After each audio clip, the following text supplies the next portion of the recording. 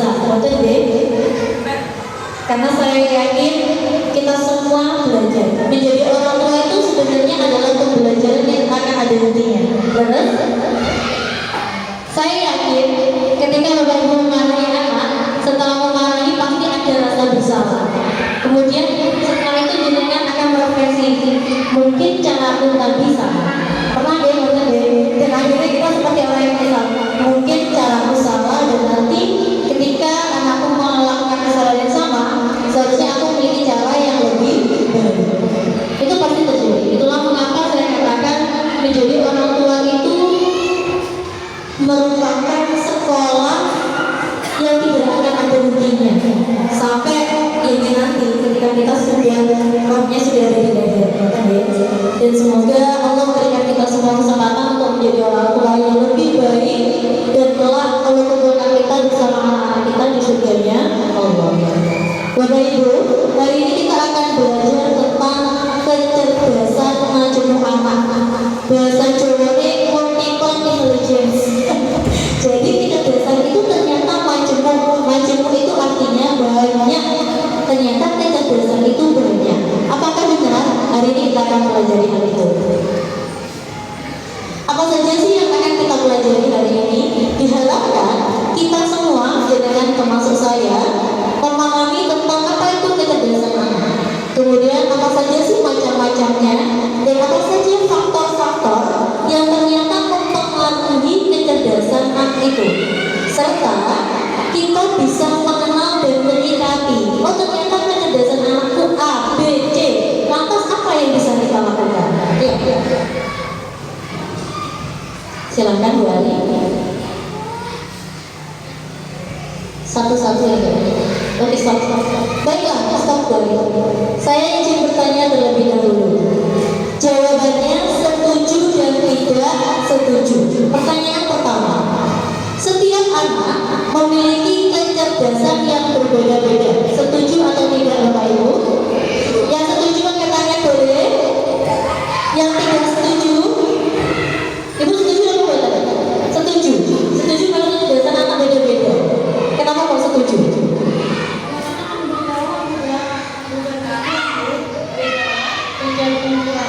Beda orang itu beda pemikiran. Leres. Yang dengan apa Ibu? Beda orang, beda. Berarti sebelum kita memulai sesi sharing kita sama-sama setuju bahwa setiap orang itu unik, termasuk diri kita ya. Saya yakin jenengan kalian sebelumnya pasti punya perbedaan. Jangankan itu, suami istri mawar juga pasti berbeda. Anak kembar saja punya kecerdasan yang berbeda. Berarti kita setuju ya dengan statement pertama. Selanjutnya, anak yang pintar adalah anak yang mendapatkan nilai tinggi di semua mata pelajaran. Setuju? Yang setuju angkat tangan. Yang tidak setuju? Kenapa kok tidak setuju Pak? Anak yang pintar adalah anak yang mendapatkan nilai tinggi di semua mata pelajaran. Tidak bisa, karena menuntut pelajaran itu tidak semuanya yang bisa menerima seperti ini. Jadi Bapak Ibu, setiap anak itu memiliki ketertarikan yang berbeda-beda. Ya, ada dia mudah sekali kerjakan matematika, makanya nilai matematikanya tinggi. Tapi ada anak yang lebih mudah mengerjakan bahasa sehingga nilai bahasanya lebih tinggi. Nanti itu akan kita bahas. Berarti kita tidak setuju ya dengan statement yang kedua ya. Selanjutnya Bu Ali. Kecerdasan tidak hanya dilihat dari kemampuan membaca dan berhitung. Setuju?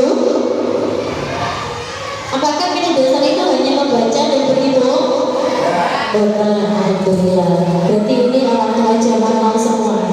Selanjutnya, anak yang suka menari atau menggambar juga memiliki kecerdasan yang harus dihargai. Setuju? Selanjutnya, Bu Ali. Kecerdasan logika matematika itu lebih penting daripada kecerdasan lain. Setuju atau bangga? Ada yang setuju? Anakku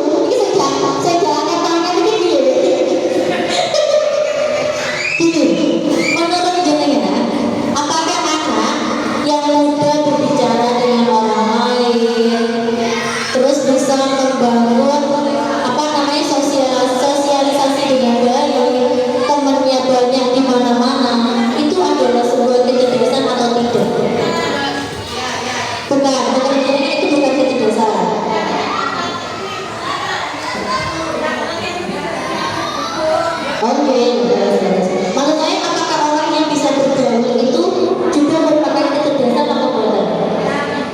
Termasuk kecerdasan ya? Oke, setuju dengan selanjutnya. Saya sering mengamati kekuatan dan minat anak saya di luar pelajaran sekolah. Apakah ada Bapak Ibu yang demikian? Apakah jenengan pernah menganalisa, oh ternyata anakku ini senang sepak bola, oh anakku ini senang gambar, anakku senang nyanyi. Apakah pernah menganalisa itu? Atau wes apa dari sekolah? Yang apa sama dari sekolah mau angkat tangan? Coba kamu kita gak ada benar gak ada salah. Siapa? Apa kamu dari sekolah? Wes belum bu? Ada? Oh berarti sudah menganalisa semua deh. Selanjutnya, setiap anak bisa sukses jika potensinya dikenali dan dikembangkan. Setuju? Memang benar. Selanjutnya, anak saya memiliki cara belajar yang berbeda dari teman-temannya. Oh ini sama dengan yang poin 1 ya. Selanjutnya 2. Oke, stop dulu. Kenal dengan bapak yang sebelah kanan, Bapak Ibu. Beliau adalah Profesor Yohanes yang menemukan matematika gasing. Ya, jadi gasing itu salah satu cara berhitung cepat. Kalau kita dulu kan matematika itu misalkan 47 tambah 39 disusun ke bawah. Kalau beliau ini tidak, tetap seperti itu caranya dijumlahkan langsung dari depan. Nah, ternyata lebih cepat. Bahkan sampai ke pangkat 2, pangkat 3 itu bisa dengan cara gasing. Berarti beliau cerdasnya cerdas apa Bapak Ibu? Matematika. Yes. Selanjutnya, nah Mas yang ganteng ini, masa gak kenapa guru bro? Cinta dulu. Ya Allah, gak tahu tentang sepak bola. Cristiano Ronaldo. Beliau adalah pemain sepak bola. Apakah karena tidak bisa matematika maka dikatakan bodoh? Tidak. Beliau memiliki kecerdasan, tapi kecerdasan kinestetik. Kinestetik itu adalah segala sesuatu yang berhubungan dengan gerakan tubuh, ya, atau bahasa gampangnya olahraga, ya. Jadi cerdas secara fisik, sehingga di bakat tersebut diolah, kemudian diikutkan pelatihan dan sebagainya. Akhirnya terwujudlah menjadi pemain sepak bola yang tidak hanya dikenal di sekolahnya, tapi seluruh mancanegara. Bahkan gajinya untuk emak ya pak, pak, wujudnya kayak apa, udah betul sebentar pak.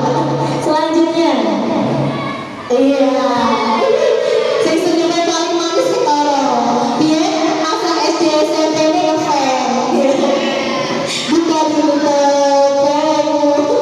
siapa Bapak Ibu namanya? Arino.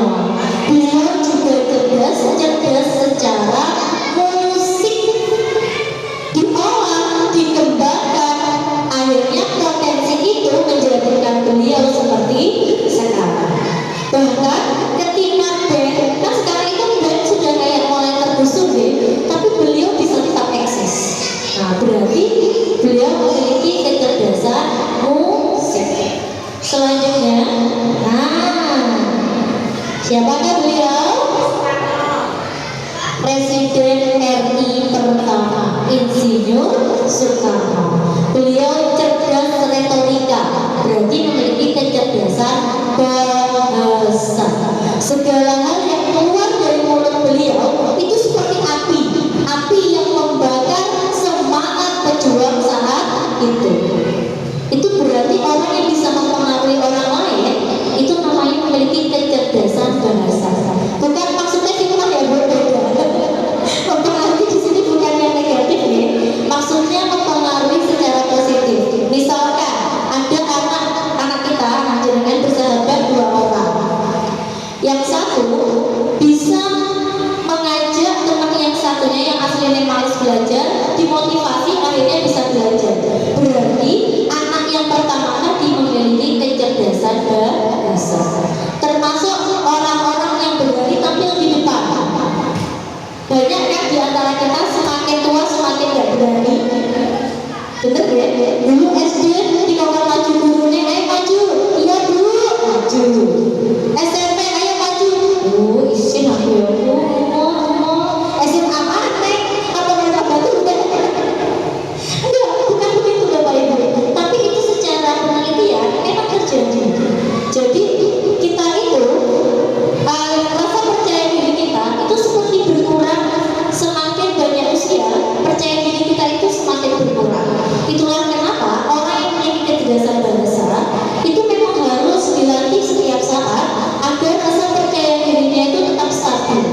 Misalkan protokolnya Bupati, kemudian para penceramah-penceramah, kan beliau tuh ustaz-ustaz yang sering tampil ketika Maulid Nabi, ketika acara apapun, kan jam terbangnya sudah banyak.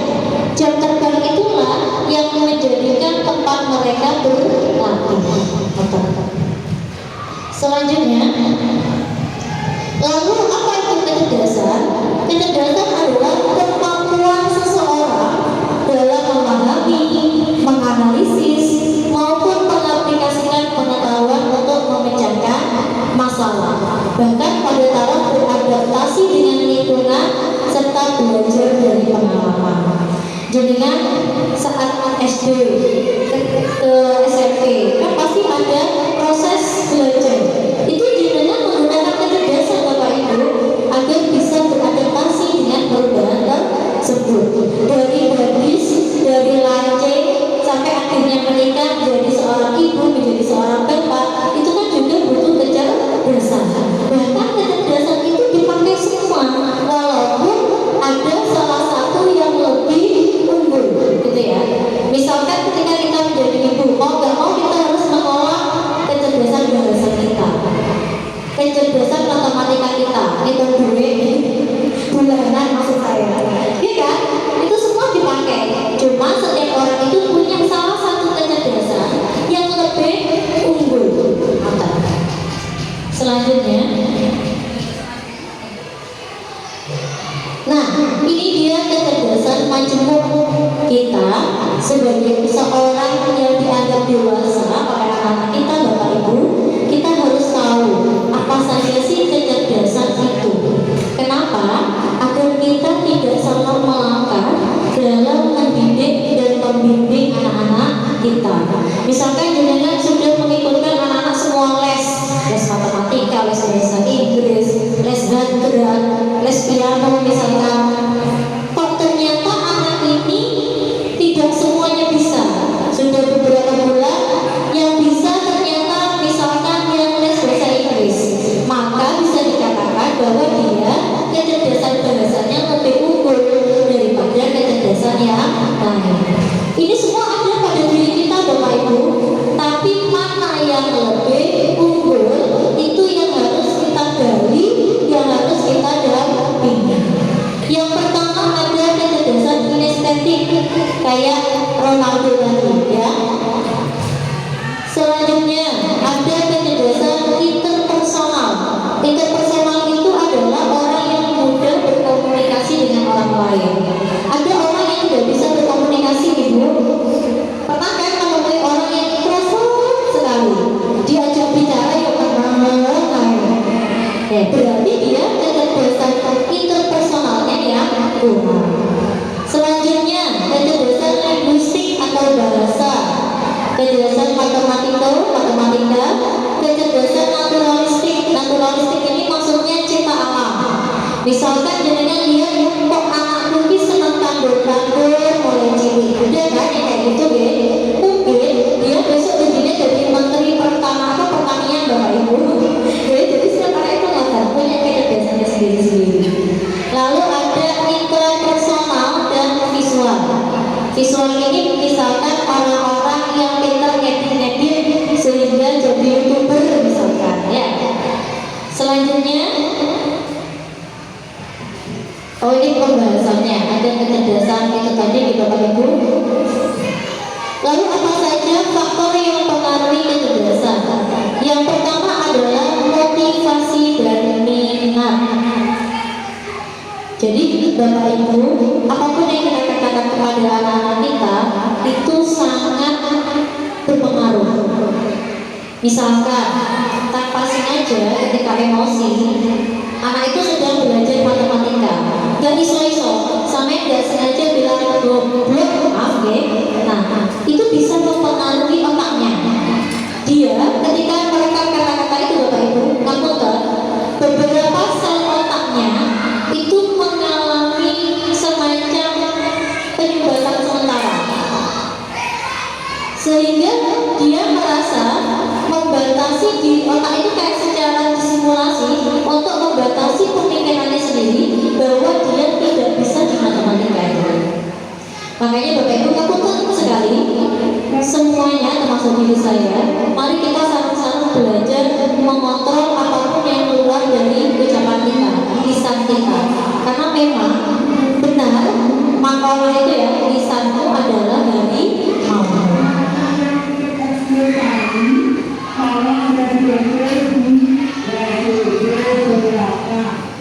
Selanjutnya adalah faktor budaya dan sosial ekonomi. Ini jelas ya, biasanya anak-anak yang lingkungannya itu misalkan orang-orang nelayan, maka mungkin dia lebih baik kecerdasannya itu tentang alam. Biasanya begitu. Jadi budaya di tempat itu mempengaruhi perkembangan kecerdasan anak. Yang dia kan coba cek, yang orang tuanya misalkan dokter semua, kuasanya Allah anaknya yang bisa jadi dokter, ya selain ada jalan yang lebih mudah kan, tapi memang budaya belajarnya mungkin berbeda dengan kita, ya kan? Kalau keluarga dokter mungkin belajarnya lebih disiplin dan sebagainya, tapi kalau misalkan orang tua yang kerjanya di perkebunan dan sebagainya tidak bisa mendampingi anak dengan baik, ya mungkin dia kalau lingkungannya tidak mengajar untuk belajar, dia juga nggak akan belajar. Kemudian faktor emosional dan psikologis. Nah, kita juga harus tahu Bapak Ibu tentang kecerdasan emosional. Ada anak itu yang mudah bisa berempati dengan orang, bisa meregulasi emosinya, tapi ada juga yang tidak bisa. Selanjutnya faktor stimulasi dan pengalaman. Nah, ini peran kita di sini untuk menstimulasi kecerdasan anak. Faktor nutrisi dan kesehatan juga penting ya. Makanan itu harus bergizi dan sehat. Apa yang kamu makan itulah dirimu Bapak Ibu. Seperti insya Allah di sini muslim semua ya. Jadi Allah menjelaskan bahwa apapun yang kita makan itu adalah cerminan diri kita. Orang ngapunten yang suka makan makanan haram, ngapunten ya Bapak Ibu, jangan kaget jika suatu saat anaknya menjadi anak yang nauzubillah, tanda kutip durhaka. Kenapa? Karena apa yang kita makan Bapak Ibu, zat-zat yang sudah masuk ke dalam tubuh kita itu menjadi sel-sel tubuh seperti sel, apakah asupannya kan dari situ ya, menjadi sel telur, menjadi sel sperma. Nah, asupan yang sudah terkontaminasi itu tadi dalam tanda kutip itu bisa membentuk karakter anak. Makanya ngapunten sangat, itulah kenapa dalam Islam itu orang tua itu harus benar-benar mencari rezeki yang halal wal thayyib. Salah satu manfaatnya itu Bapak Ibu, ternyata makanan yang halal dan thayyib itu membentuk karakter yang baik pada diri anak. Selanjutnya faktor lingkungan dan faktor keturunan. Ada yang orang tuanya misalkan sudah cerdas dari keturunan awal gitu ya, itu memang biasanya nurut. Tapi semuanya bergantung pada diri sendiri ya Bapak Ibu. Walaupun dia cerdas, kalau nggak mau belajar dia sami mawon. Jadi tetap harus didampingi. Selanjutnya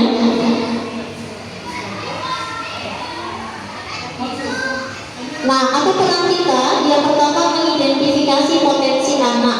Kira-kira sekarang kan Bapak Ibu sudah tahu kalau kecerdasan itu ternyata banyak. Kecerdasan apa sih yang paling unggul pada diri anak jenengan? Silakan jenengan identifikasi mulai sekarang Bapak Ibu, biar anak itu ke depannya, apalagi besok ketika masuk ke SMP itu tahu mana SMP atau dia mau mondok misalkan yang bisa membangun potensi anak. Termasuk besok ketika SMA, jadi ini kan kita bingung lagi, anakku besok mau SMA atau SMK. Kalau dia masuk SMK, pilihan potensi anaknya, SMK-nya itu jurusannya apa? Kalau dia pintar dalam elektro misalkan, maka masukkan ke sekolah yang ada elektronya. Pintar pertanian, maka masukkan ke SMK yang ada pertaniannya. Selanjutnya, memberikan dukungan emosional. Dukungan emosional itu bisa kita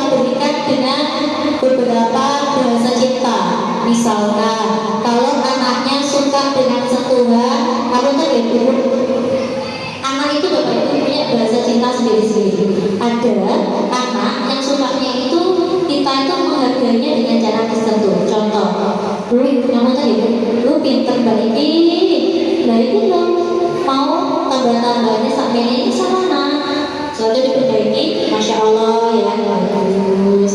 Ada bu yang kayak gitu, ada yang dengan ucapan cukup dengan wah ya Ruben anak bunda itu sudah langsung baterainya itu full. Yang satuan ini biasanya kebanyakan perempuan bapak ibu ya kayak jenengnya itu. Kalau lagi stres diles-les suami kan ada ya yang langsung tercas gitu. Ada juga bu yang dipegang malah-malah juga ada. Maunya dikasih berat itu juga ada bu. Jadi bahasa cintanya adalah diberi hadiah. Ya liwas-liwas sudah menahan pas balik gitu ya. Kadang ada orang yang seperti itu bapak ibu. Suami pulang kerja dibawakan apa namanya martabak bahagianya wis masya Allah itu ada. Berarti dia bahasa cintanya adalah diberi sesuatu. Ya jenengan lihat anak jenengan itu masuk yang mana. Jangan anak yang suka apa namanya dikasih sentuhan, jenengan kasih hadiah. Walaupun hadiahnya itu mahal kayak apapun, itu gak akan dihargai bapak ibu. Jadi jenengan harus mulai mengidentifikasi anaknya suka yang apa, atau dia malah sukanya yang act of service. Act of service itu dalam artian dilayani. Kayak jenengan punya suami yang harus setiap pagi sudah disiapkan makanannya, bahkan ada yang harus suaminya gitu. Tapi kalau anak jangan sampai disuapi bapak ibu ya. Walaupun act of service jangan sampai kita melakukan diri kita sebagai pembantunya. Dia harus menjadi mandiri. Act of service-nya di hal yang berbeda ya. Jangan sampai dia nanti kebiasaan mandi dimandiin sampai SMA misalkan jangan. Selanjutnya menghargai kepentingan anak, mendorong proses belajar yang menyenangkan. Kemudian menjadi teladan positif, mengembangkan kemandirian anak, berkomunikasi dengan bapak ibu guru wali kelasnya. Bapak ibu ngapunten, saya titip anak-anak tolong ngajinya juga dijaga, oke? Jangan hanya berangkat ke sekolah, tapi juga berangkat ke TPQ bapak ibu, oke? Karena itu besok yang jadi sama kita semua, yaitu doa anak yang solih dan solihah. Dan selanjutnya menghindari tekanan berlebihan, kayak tadi sampai keceplosan kata-kata belum, apalagi sampai kata-kata yang lain itu jangan sampai. Karena pressure itu bapak ibu, tekanan yang berlebihan itu bisa menjadikan anak kita stres. Anak stres itu tantrumnya itu berbeda-beda. Kalau dia sudah bisa meregulasi emosinya dengan baik, dia bakal tetap belajar dengan baik. Tapi kalau dia tidak bisa meregulasi emosi dengan baik, bisa ke kenakalan remaja. Itu yang kita batasi, hati-hati. Karena ketika anak keluar rumah, saya yakin jenengan kadang ya percaya-percaya aja ya sama anak. Tapi bapak ibu, seperti yang kita ketahui hari ini, lingkungan kita itu sedang tidak baik-baik saja. Miras, narkoba, bahkan pelecehan secara seksual dan sebagainya itu ada di sekitar kita. Makanya kita harus bisa mendampingi emosi anak kita dengan baik. Semoga Allah selalu menjaga putra-putri kita. Selanjutnya mendukung kecerdasan emosional dan sosial. Lanjut dari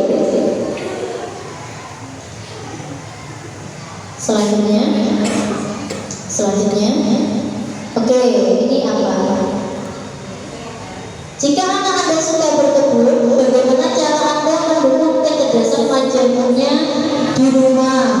Nah, maka contohnya gimana? Contohnya mengajak anak menanam berbagai jenis tanaman. Itu kalau kecerdasannya adalah kecerdasan alam, naturalistik ya. Bagaimana pemahaman Anda tentang kecerdasan majemuk? Dapat membantu Anda dalam pilihan sesuai dengan potensinya? Saya rasa bisa ya Bapak Ibu. Jadi monggo jenengan nanti bisa Bapak Ibu biasakan jenengan itu berdiskusi dengan anak-anak apapun itu. Kecuali ini ya, mungkin kalau masakan bisa makan tema gitu ya. Tapi biasakan jenengan misalkan tanya tentang potensi anak. Apa sih yang kamu suka? Misalkan anak itu suka bolos, itu harus didiskusikan dulu, tanyakan dulu alasannya. Jangan langsung dimarahi Bapak Ibu, karena kita Mungkin kadang orang tua itu ada rasa egonya, termasuk saya ya. Kadang kita itu merasa tahu semuanya gitu ya. Padahal mungkin dia mengalami hal-hal yang kita tidak ketahui Bapak Ibu. Makanya diskusi itu selalu penting, termasuk menanyakan sebetulnya apa yang dia suka dan tidak suka dalam dunia pendidikannya selama ini. Oke, misalkan ketika ditanya, berarti saya itu kampungan ya Bu, itu tidak apa-apa Bu. Jadinya bisa langsung ke saya sharing, Bu, kalau si anakku wajibnya nggak kampungan Bu. Oh tidak Bu, nah itu menjadi pembelajaran juga. Berarti saya tidak boleh menjadi orang yang kampungan lagi, penitnya. Jadi harus ada sharing dan hilangkan sungkan. Jadi ketika ada apapun itu, silakan berdiskusi dengan wali kelasnya.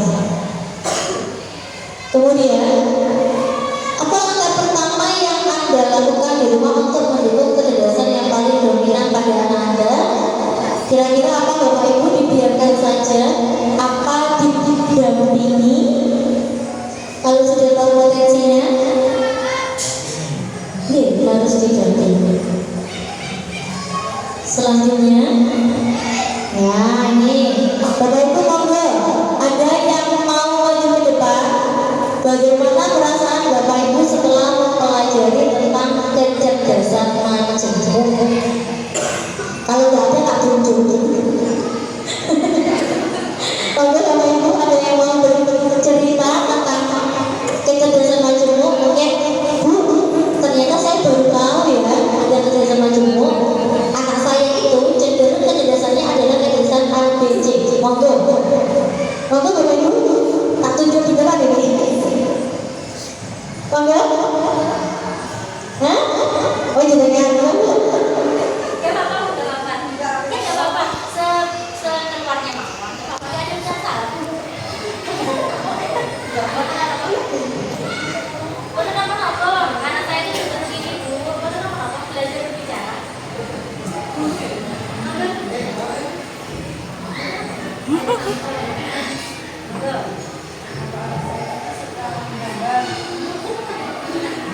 Oh nggak pikir pas sebelah. Oh gitu.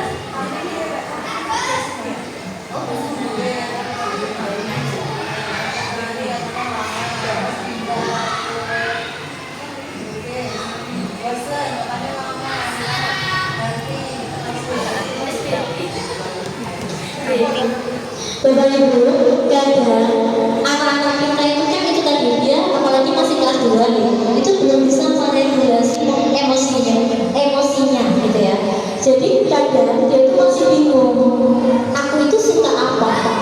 Nah itulah posisi jadinya itu harus masuk ke sana. Ketika dia ada di rumah, jadinya lihat kebiasaan anak itu cenderung kemana.